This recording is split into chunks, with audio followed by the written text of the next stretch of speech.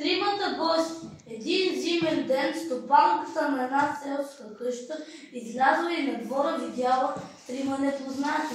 Тя не ги познавала, но казала: Извинете, не ви познавам, но сигурно сте гладни и премръзнали. Моля ви, заповядайте вкъщи да хапнете.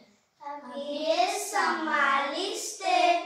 Да, мъжът ми е на работа, а дъщеря ми на училище.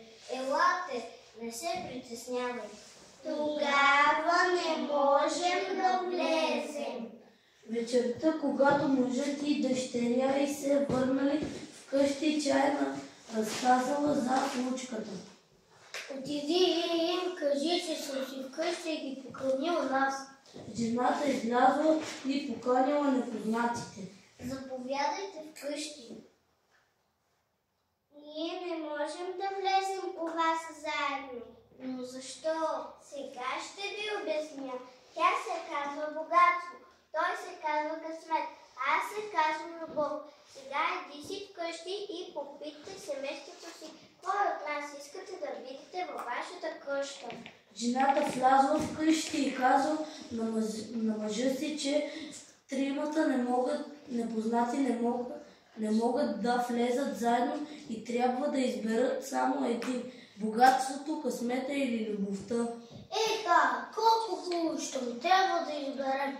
Нека да поканим богатството. Той ще ни напълни дома с богатство.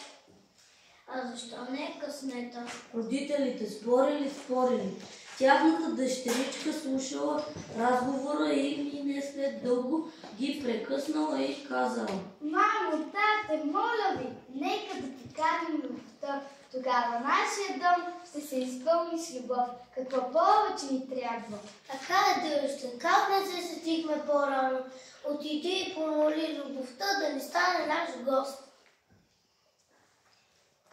Кой от вас е любовта? Аз съм любовта. Ела, къщи и бъди наш гост. А защо идвате и вие? Аз поканих само любовта. Ако бяхте поканили богатството или късмета, другите двама от нас щяха да отидат на улицата.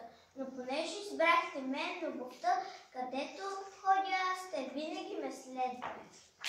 Там, където има любов, винаги има и богатство, и късмет.